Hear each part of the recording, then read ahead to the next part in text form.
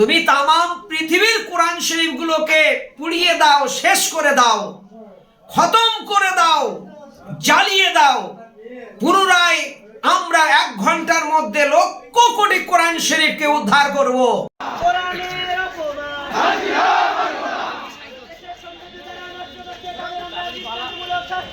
শাস্তি চাই, শাস্তি চাই।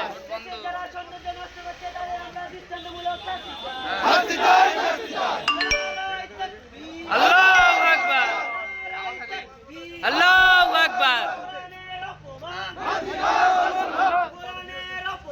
মানছি না, মানব না।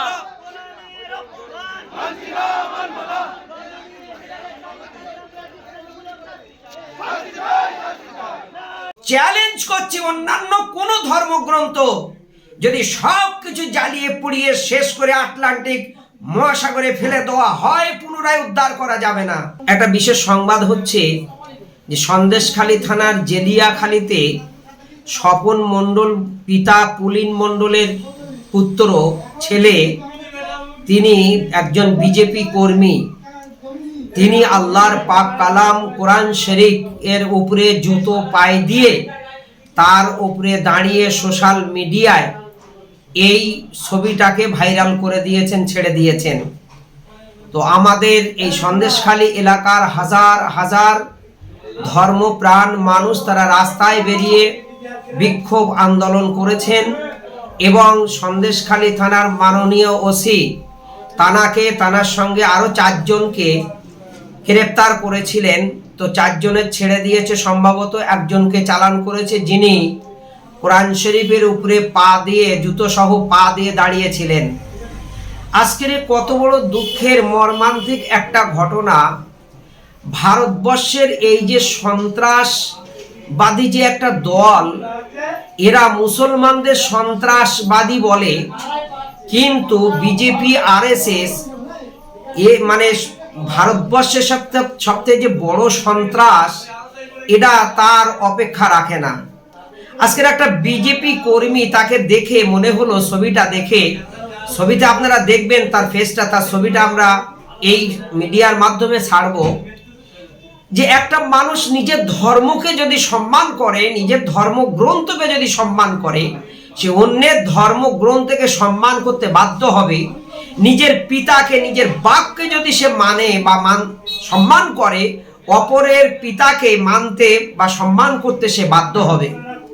আমাদের ধর্মে, তামাম পৃথিবীতে যত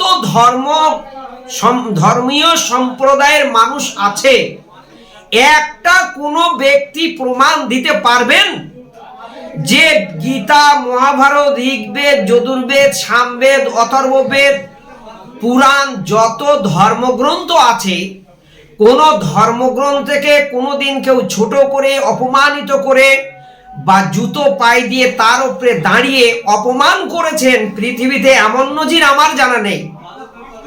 আজকের এরা কত বড় সন্ত্রাস, কত বড় মৌলবাদ, জঙ্গি, দেশদ্রোহী, দেশের দুশ্মন, দেশের কলঙ্ক, ধর্মের দুশ্মন, মানুষের দুশ্মন, যে আজকের এরা কি প্রশিক্ষণ পাচ্ছে যে কোনোভাবে মুসলমানদেরকে দমানো যাচ্ছে না, মুসলমানদের শেষ করা যাচ্ছে না, মুসলমানদের কোরআন শরীফকে শেষ করা যাচ্ছে না। তো এই রকম করে কি শেষ করা যায়? পৃথিবীর কোটি কোটি মানুষের মাদ্রাসা, তালবে ইলম থেকে শুরু করে পৃথিবীর কোটি কোটি মুসলমানের অন্তরে কোরআন শরীফ সংরক্ষিত রয়েছে। তুমি তামাম পৃথিবীর কোরআন শরীফগুলোকে পুড়িয়ে দাও, শেষ করে দাও, খতম করে দাও, জ্বালিয়ে দাও। পুনরায় আমরা 1 ঘন্টার মধ্যে লক্ষ কোটি কোরআন শরীফকে উদ্ধার করব। পৃথিবীতে অন্যান্য ধর্মের যত ধর্মগ্রন্থ আছে, আমি বিশ্ব মানব কল্যাণ ইসলামিয়া ট্রাস্টের সাধারণ সর্বভারতীয় সভাপতি মাওলানা আব্দুল্লাহ হিলমারুফ বলছি, চ্যালেঞ্জ করছি, অন্যান্য কোন ধর্মগ্রন্থ যদি সবকিছু জ্বালিয়ে পুড়িয়ে শেষ করে আটলান্টিক মহাসাগরে ফেলে দেওয়া হয়, পুনরায় উদ্ধার করা যাবে না। তাহলে আপনি চামচিকে হয়ে আপনি পাহাড়ের গায়ে ধাক্কা মারছেন, আপনি কোরআন শরীফকে অপমান করে মুসলমানদের ভাবা বিবেকের উপরে, মুসলমানদের যে সম্মানীয় একটা কালাম পাক আমাদের জীবনের থেকে যাকে আরো আমরা বেশি ভালোবাসি তাকে তুমি অসম্মান করছো, তোমার ওই পায়ে পচন ধরবে, তুমি মৃত্যুর আগে দেখে নিও। পৃথিবীতে বড় বড় মায়ের লালেরা এসেছেন, ইসলামকে মেটাতে যে নিজে মিটে গেছে, মুসলমানদের মেটাতে যে নিজে মিটে গেছে। তুমি অপেক্ষা করো, আরএসএস বিজেপিরা তোমরা সাবধান হয়ে যাও। আগামী দিনে কিন্তু তোমাদের কড়াই গন্ডাই হিসাবটা আমরা বুঝে নেব। তাই আমি বলতে চাই, আমাদের সন্দেশখালী থানার মাননীয় ওসি এবং এই এলাকার সর্ব সম্প্রদায়ের শুভবুদ্ধি সম্পন্ন মানুষ, আপনার বিশেষ করে মুসলিম সম্প্রদায়ের মানুষকে বলবো যে ইলেকশনের আগে এরা দাঙ্গা লাগানোর চেষ্টা করছে, ইলেকশনের আগে এরা মারামারি কাটাকাটি লাগানোর চেষ্টা করছে। কোনো দিকে কিছু খোরাক পাচ্ছে না, খোরাক দেওয়ার মতন কোনো ভাষা নেই, খোরাক দেওয়ার মতন কিছু নেই। এখন হিন্দু মুসলমান বিভাগ তৈরি করে একটা ডিভাইড তৈরি করার চেষ্টা করছে। এ চেষ্টা ওরা ব্যর্থ হবে, আজ না হয় কাল। বিশ্বনবী হযরত মুহাম্মদ সাল্লাল্লাহু আলাইহি সাল্লামের সময় একটা ইহুদি মসজিদে পেশাব করছিলেন। আপনাদের মন্দিরে গির্জায় গুরুদুয়ারায় যদি কেউ প্রস্রাব করে তাকে দিবালোকে মনে আপনারা কতল করে দেবেন। বিশ্বনবী হযরত মুহাম্মদ সাল্লাল্লাহু আলাইহি সাল্লামের অনুসারীরা কতল করার জন্য তৈরি হয়ে গেল। হযরত মুহাম্মদ সাল্লাল্লাহু আলাইহি সাল্লাম বলেছিলেন, না, ওর পুরো পেশাবটা হতে দাও, যদি মাঝখানে ওকে ভয় দেখাও কিডনির দোষ হতে পারে। ইহুদিটা খেয়াল করেছিলেন, অন্যের প্ররোচনায় পড়ে মসজিদে পেশাব করতে এসেছিলেন, যে যদি এর উপরে আক্রমণ করে এই আক্রমণকে সামনে রেখে একটা যুদ্ধের পরিস্থিতি তৈরি করবেন। হযরত মুহাম্মদ সাল্লাল্লাহু আলাইহি সাল্লাম সকলকে সবর করতে বললেন, ধৈর্য ধরতে বললেন, বুঝিয়ে বললেন। আল্লাহর নবীর কথা সবাই ঠান্ডা হয়ে গেল। ইহুদি সম্প্রদায়ের ওই মানুষটা পেশাব করার পরে হযরত মুহাম্মদ সাল্লাল্লাহু আলাইহি সাল্লাম তাকে ভালোবাসা দিয়ে সম্মানের সঙ্গে কাছে ডেকে পাশে বসিয়ে বলেছিল, বাবা, এটা ধর্মের স্থান, আমরা নামাজ পড়ি, আমরা আল্লাহ পাকের আরাধনা করি, এখানে পেশাব করো না বাবা, করতে নাই।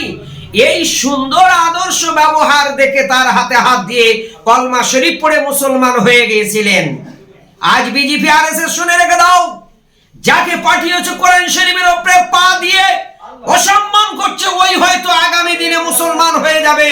তোমাদের চেষ্টাটা ব্যর্থ হয়ে যাবে।